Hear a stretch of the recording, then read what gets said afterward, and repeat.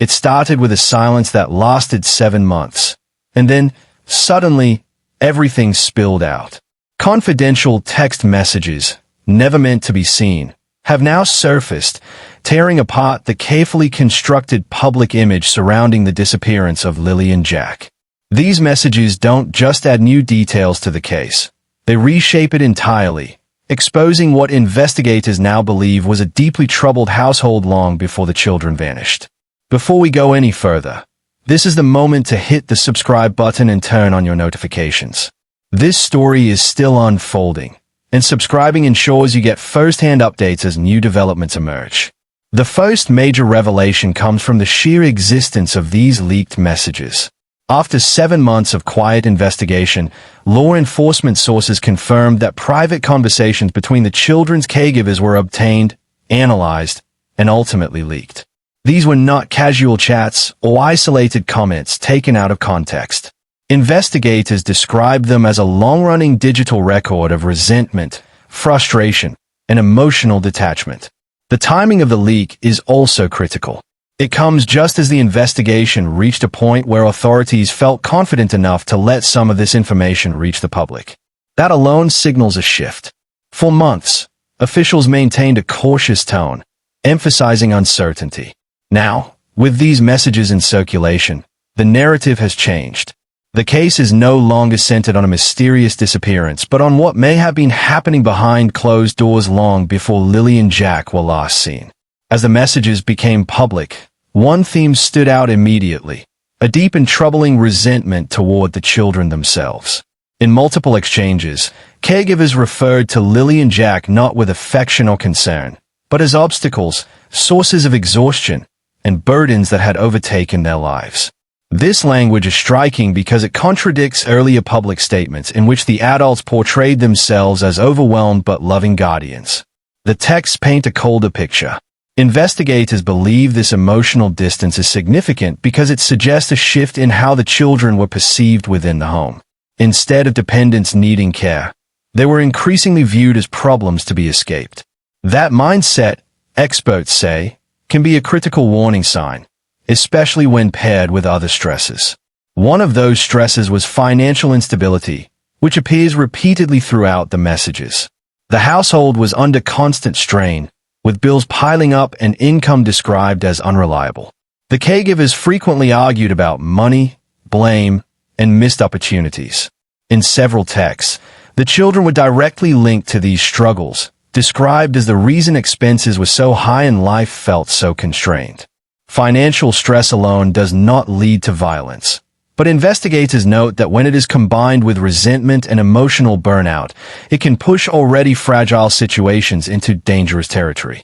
The messages show a household that felt trapped, pressured, and increasingly desperate. Perhaps the most chilling aspect of the leaked text is how openly both adults discussed wanting a life without Lilly and Jack. These were not fleeting comments made in moments of anger. According to sources familiar with the investigation, the ideas surfaced repeatedly over time. The caregivers talked about freedom, about starting over, and about how different life might be if the children were no longer part of it. For prosecutors, this matters deeply. It suggests motive, not just frustration. It shows a pattern of thought that moved beyond complaint and into something far more alarming. That pattern becomes even clearer when investigators look at evidence suggesting deliberate planning. The texts reportedly include discussions about timing, routines, and ways to avoid scrutiny. While none of the messages explicitly state an intent to harm, authorities believe the overall context points to preparation. Planning does not always look like a written confession. Sometimes it appears as repeated conversations about escape, secrecy, and fear of consequences. Investigators say these elements were present well before the children disappeared. When the caregivers went public, the version of events relied heavily on a specific timeline. But that timeline is now under serious scrutiny. Inconsistencies between their statements and digital records have raised red flags. Phone data, message timestamps, and movement logs do not always align with what the caregivers claimed. These discrepancies may seem small on their own, but together they form a pattern that undermines credibility. For investigators, Unreliable timelines often signal that something is being concealed. Forensic findings have further intensified suspicion. Evidence recovered from inside the home suggests that Lilly and Jack were harmed there, not elsewhere. While officials have not released every detail, they have confirmed that the forensic indicators contradict the idea that the children simply disappeared on their own. This shifts the focus firmly back onto the household and the adults responsible for their care at the time.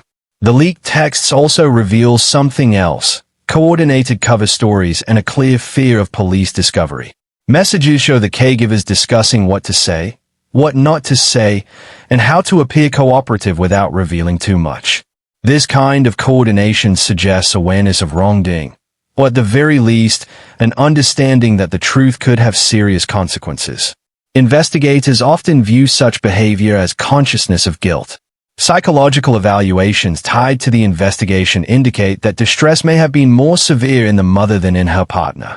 Messages show intense emotional swings, expressions of hopelessness, and a sense of being overwhelmed.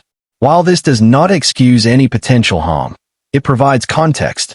Prosecutors often consider psychological state when building a case, particularly when assessing intent and responsibility.